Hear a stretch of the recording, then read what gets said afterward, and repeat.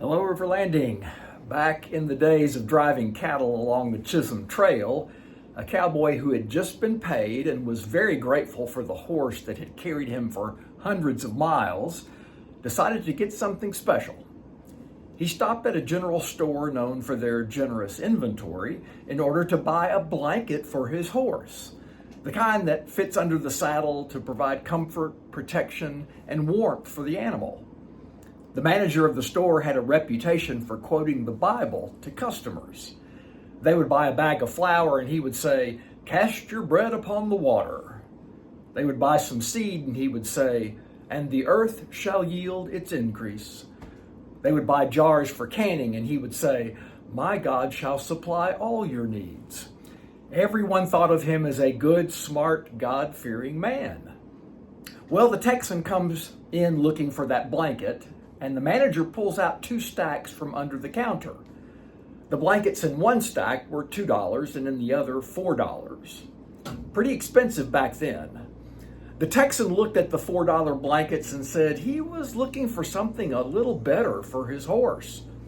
So the manager pulled out another $4 blanket from behind the counter and said, "This is my finest.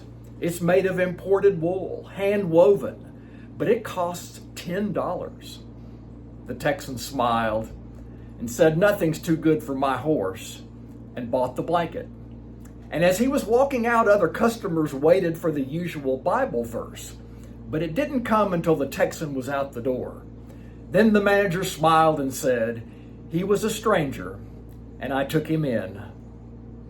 A famous prophet once said something about seeing what was really in someone's heart. And the phrase was not, "You shall know them by their words." Nor did he say, "You shall know them by how much Bible they know," or by how much they have in their IRA. He said, "People are like things that grow. You shall know them by their fruit, by what they produce." Imagine a world full of people who produce goodness, kindness, understanding, and truthfulness. If you want to live in that world like me, bear that fruit. It tastes so good. Have a blessed and fruitful week, my friends.